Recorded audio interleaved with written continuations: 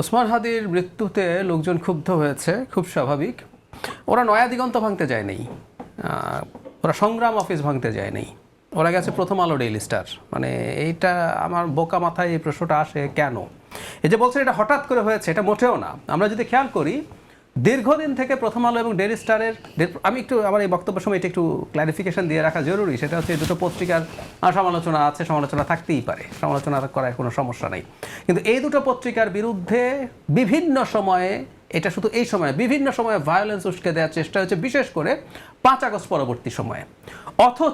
অথচ গণঅভ্যুত্থানের সময় দুটো পত্রিকা বা পরেও ওনাদের তৈরি করা অসাধারণ কিছু ডকুমেন্টারি আছে, মানে দুর্দান্ত রোল প্লে করেছিলেন তারা, না করতে পারেন। এবং পত্রিকার মানে ইডিওলজিক্যাল স্ট্যান্স থাকে, আপনার ইচ্ছা না হলে আপনি দেখবেন না, শুনবেন না। ডোনাল্ড ট্রাম্প ফক্স নিউজ ছাড়া আর কিছু শোনেন না, সো হোয়াট, উনি আর কোনো পাত্তা দেন না। কারো যদি পছন্দ না হয় উনি যে কোনো পত্রিকা, যে কোনো টিভি দেখতেই পারেন। কিন্তু ভায়োলেন্সের উস্কানি এবং কনস্ট্যান্ট ম্যানুফ্যাকচার করার চেষ্টা করা হয়েছে over a very long period, বিভিন্ন জায়গা থেকে, বিভিন্ন স্কোপ থেকে। আবারও বলছি, কেন ডেইলি স্টার প্রথম আলোতে আগুন জ্বালাতে যেতে হবে, কেন ভেঙে গুড়িয়ে দিতে হবে এগুলো? শেখ হাসিনার দোসর হয়েছে, শেখ হাসিনা নিজে এগুলোর উপরে, এই পত্রিকাগুলোর উপরে কি করেছে সেটা সাক্ষী তো আছি আমরা মিটিকিউলাসলি এগুলো ফলো করেছি। রিপোর্টার্স উইদাউট বর্ডার্স শেখ হাসিনাকে প্রিডেটার বলেছিল একবার, ক্যাটাগরাইজ করে তারা কতগুলো মানুষ যারা প্রিডেটার টু দ্য মিডিয়া। আর প্রেস ফ্রিডম ইন্ডেক্সে বাংলাদেশ যখন খুব নিচের দিকে যাচ্ছে, যখন প্রিডেটার করেছে, তখন তাদের যে ইন্ট্রো ছিল লেখার মধ্যে, ওর মধ্যে এই দুটো পত্রিকার কথা ছিল, কিভাবে তাদের উপরে চাপ প্রয়োগ করা হচ্ছে, কিভাবে পত্রিকা দুটোকে ধ্বংস করে দেওয়ার চেষ্টা হচ্ছে, এগুলো তো আমাদের দেখা আছে। আবারও বলছি, তাদের সমালোচনা থাকতে পারে, তাদের রিপোর্টিং সহ 1-11 বলুন বা পরবর্তীতেও তাদের রিপোর্টিংয়ে প্রবলেম থাকতে পারে, তাদের দায় স্বীকার আছে, সবই আছে। বাংলাদেশের মতো দেশে থেকে অত্যন্ত ফল্টি একটা সিস্টেমের মধ্যে থেকে একটা পত্রিকা বা দুটো পত্রিকা একেবারে গ্লোবাল স্ট্যান্ডার্ডে চলে যাবে। আর গ্লোবাল স্ট্যান্ডার্ডের পত্রিকাও কি ভুলভাল করে নাই? করেছে তো। এই দুটো পত্রিকার বিরুদ্ধে সহিংসতার উস্কানি দেওয়া হয়েছে রিপিটেডলি, এটা হচ্ছে সবচেয়ে জরুরি কথা। সুতরাং এটা একেবারে পরিকল্পিত একটা ঘটনা, একটা ঘটনার অপেক্ষা করা হয়েছে, ওই উস্কানিটাকে ইউজ করে ডাইভার্ট করে দেওয়া হয়েছে এখানে ঘটনা ঘটানোর জন্য। এবং যে কথাটা শুরু থেকে বলছিলাম, সরকার এটা হতে দিতে চেয়েছে। সুতরাং আমরা খুব সুনির্দিষ্ট অসাধারণ একটা পরিকল্পনা দেখছি। কেন আইন শৃঙ্খলা রক্ষাকারী বাহিনী ওখানে কাজ করবে না? কেন? আমরা দেখেছি প্রেজেন্ট আছে, কাজ করেনি। সেনাবাহিনী সহ প্রেজেন্ট ছিল, কাজ করেনি। আগুন নেভানোর জন্য ফায়ার সার্ভিসের গাড়ি আসতে দেওয়া হচ্ছে না, মানুষ পুড়ে মারা যাক, এই ধরনের পরিস্থিতি তৈরি করা হয়েছে। এমনি এগুলো মোটেও না।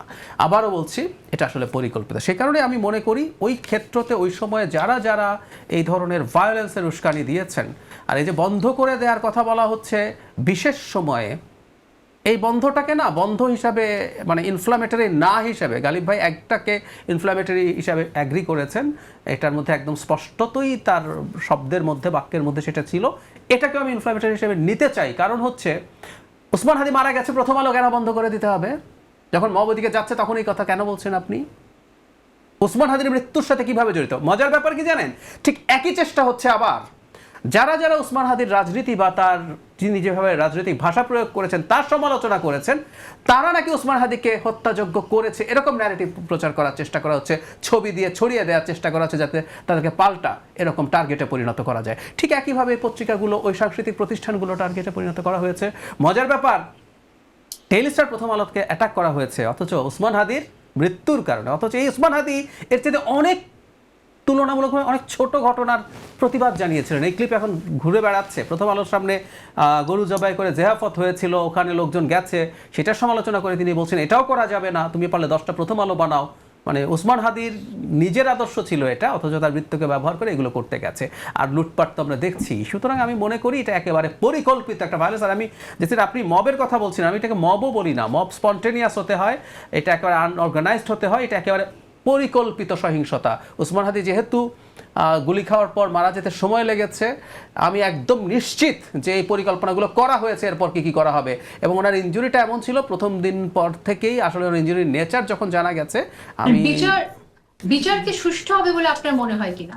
আমরা তো দেখছি অনেককে গ্রেফতার করা হচ্ছে, কিন্তু তারপরও প্রশ্ন থাকে যে বিচার আমি মনে করি না। আমি আবারও বলছি, যদি সরকারের একটি অংশ মানে আসলে পুরো সরকারই যদি জড়িত থেকে থাকে, বিচার খুব সুষ্ঠু হওয়ার কিছু আছে বলে আমার মনে হয় না।